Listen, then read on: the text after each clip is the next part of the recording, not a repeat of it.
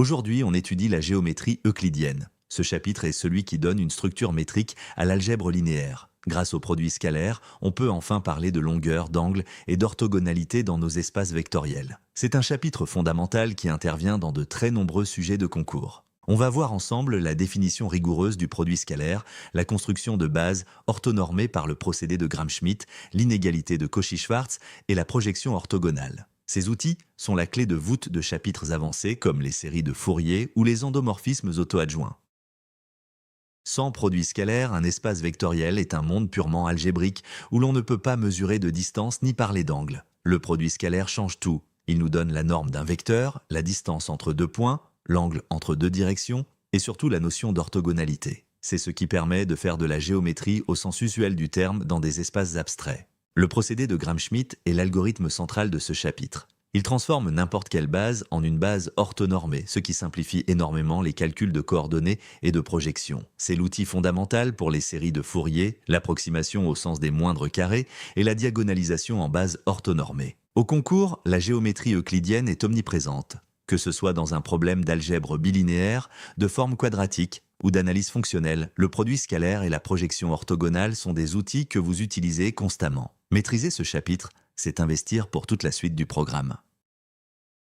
Un produit scalaire sur un espace vectoriel réel, E, est une application qui prend deux vecteurs et renvoie un réel en vérifiant trois propriétés. Première, la bilinéarité, le produit est linéaire par rapport à chaque variable séparément. Cela signifie que le produit de lambda x plus mu i avec z est lambda fois le produit de x avec z plus mu fois le produit de i avec z. Et c'est la même chose par rapport à la seconde variable grâce à la symétrie. Deuxièmement, la symétrie. Le produit de x avec y est toujours égal au produit de y avec x. Cela signifie qu'il n'y a pas d'ordre privilégié entre les deux variables. Troisièmement, la positivité stricte. Le produit de x avec lui-même est toujours positif ou nul, et il n'est nul que si x est le vecteur nul. C'est cette dernière propriété qui assure que la norme associée est bien une vraie distance. La norme associée au produit scalaire est la racine carrée du produit de x avec lui-même. La distance entre deux vecteurs x et y est la norme de leur différence. Dans Rn, muni du produit scalaire canonique, on retrouve la distance euclidienne usuelle, racine de la somme des carrés des différences de coordonnées.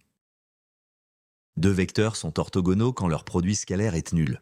Une base orthonormée, ou bon, est une base dont les vecteurs sont 2 à 2 orthogonaux et tous de norme 1. Le symbole delta de Kronecker vaut 1 si les indices sont égaux et 0 sinon. L'avantage majeur d'une bonne est que les coordonnées d'un vecteur x se calculent simplement par des produits de scalaires. La im coordonnée de x est le produit scalaire de x avec le im vecteur de base. C'est beaucoup plus simple que de résoudre un système linéaire.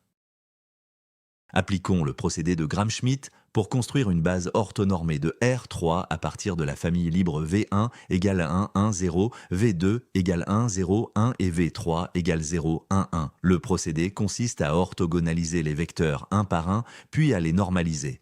Première étape, on normalise le premier vecteur. La norme de V1 est racine de 1 carré plus 0 carré, soit racine de 2. On divise par cette norme pour obtenir U1 est égal 1 sur racine de 2 fois le vecteur 1, 1, 0. Ce vecteur a bien une norme égale à 1.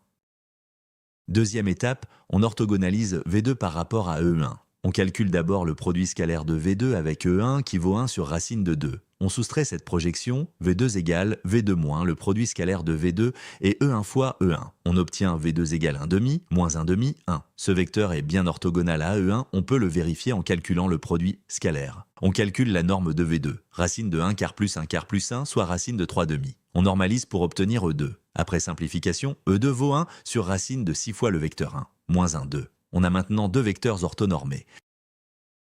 Troisième et dernière étape, on soustrait de V3 ses projections sur E1 et E2. Le produit scalaire de V3 avec E1 vaut 1 sur racine de 2, celui avec E2 vaut 1 sur racine de 6. Après soustraction et normalisation, on obtient E3 égale 1 sur racine de 3 fois le vecteur 1, moins 1, moins 1. La base orthonormée est complète. On peut vérifier que les trois vecteurs E1, E2, E3 sont bien 2 à 2 orthogonaux et de norme 1. Par exemple, le produit scalaire de E1 avec E2 vaut 1 sur racine 12 fois 5 moins 1 plus 0, ce qui est bien nul. Le procédé de Gram-Schmidt a transformé notre base quelconque en une base orthonormée.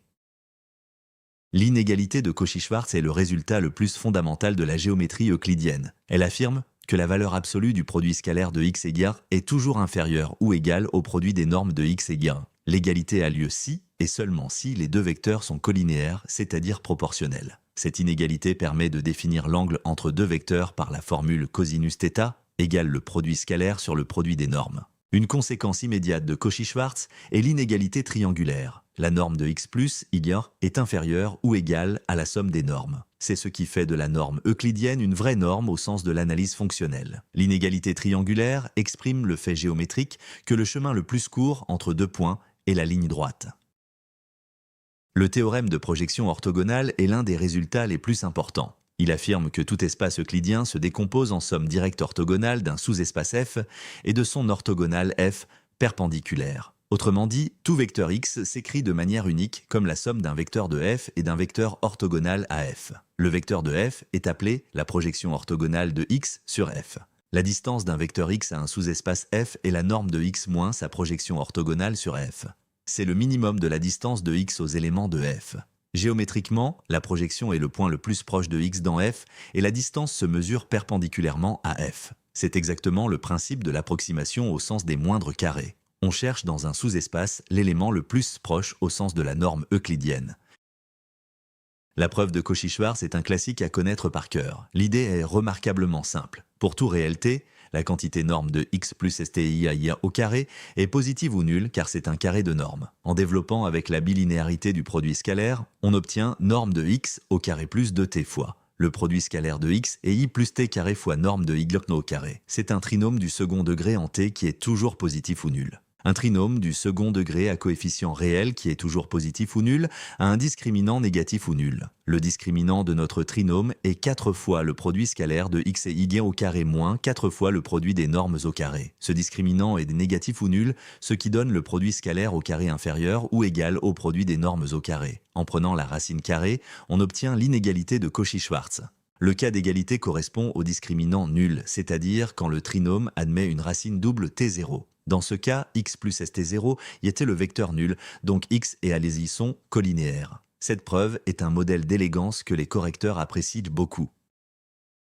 Exercice classique de concours. On nous demande de projeter orthogonalement le vecteur v égale 1, 2, 3 sur le plan f engendré par les vecteurs 1, 1, 0 et 0, 1, 1 dans R3 munis du produit scalaire canonique. La méthode consiste à d'abord orthonormaliser une base de f par Gram-Schmidt, puis à appliquer la formule de projection. On commence par orthonormaliser. Le premier vecteur de base de f est 1, 1, 0. Sa norme est racine de 2. On normalise pour obtenir E1 égale 1 sur racine de 2 fois 1, 1, 0. C'est le premier vecteur de notre bond de f. On orthogonalise le deuxième vecteur. Le produit scalaire de 0, 1, 1 avec E1 vaut 1 sur racine de 2. On soustrait la projection pour obtenir W2 égale moins 1 demi, 1 demi, 1. Sa norme est racine de 3 demi. Après normalisation, E2 vaut 1 sur racine de 6 fois le vecteur moins 1, 1, 2. On a maintenant une bombe de f. On applique la formule de projection. Le produit scalaire de v avec E1 vaut 1 plus 2 plus 0 sur racine de 2, soit 3 sur racine de 2. Le produit scalaire de v avec E2 vaut moins 1 plus 2 plus 6 sur racine de 6, soit 7 sur racine de 6. La projection est la somme de ces produits scalaires fois les vecteurs correspondants. En calculant, la projection est 3 demi fois 1, 1 0 plus, 7 sixième fois moins 1, 1 2. Après calcul, on obtient le vecteur 1 tiers, 8 tiers, 7 tiers. On peut vérifier que v-, ce vecteur, est bien orthogonal aux deux vecteurs de base de f. La distance de v à f est la norme de v- sa projection. Erreur classique et fréquente, utiliser la formule de projection P de x égale somme des produits scalaires fois les vecteurs de base avec une base qui n'est pas orthonormée. Cette formule ne fonctionne que dans une bombe. Si la base n'est pas orthonormée, il faut utiliser la formule avec la matrice de Gram, ce qui est beaucoup plus compliqué, d'où l'importance de toujours orthonormaliser d'abord. Deuxième erreur, orthogonaliser les vecteurs mais oublier de les normaliser à la fin. Le procédé de Gram-Schmidt comporte deux phases distinctes. D'abord, rendre les vecteurs orthogonaux en soustrayant les projections, puis diviser chaque vecteur par sa norme. Si vous oubliez la normalisation, vous avez une base orthogonale mais pas orthonormée et la formule de projection sera fausse. Troisième erreur, confondre l'orthogonal d'un sous-espace avec le complémentaire ensembliste. L'orthogonal f perpendiculaire est un sous-espace vectoriel bien défini. C'est l'ensemble de tous les vecteurs orthogonaux à tout vecteur de f. Ce n'est pas le complémentaire de f dans E, c'est un objet algébrique beaucoup plus structuré.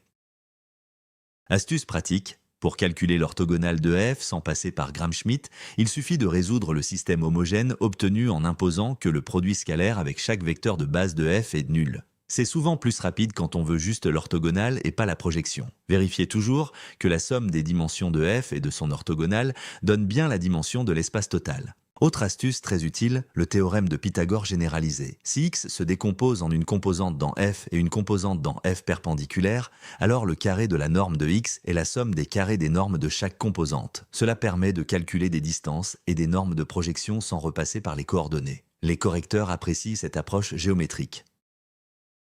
Récapitulons les points essentiels. Le produit scalaire est la structure qui permet de faire de la géométrie dans un espace vectoriel. Il est bilinéaire, symétrique et défini positif.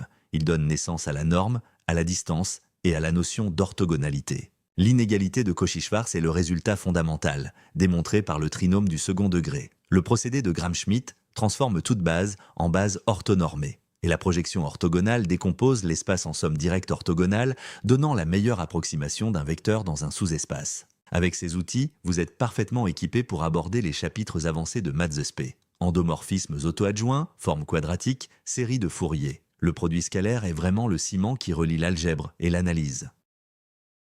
Entraîne-toi sur Prépa Maths pour maîtriser la géométrie euclidienne avec des exercices corrigés niveau concours. Produits scalaires, Gram-Schmidt et projection n'auront plus de secrets pour toi.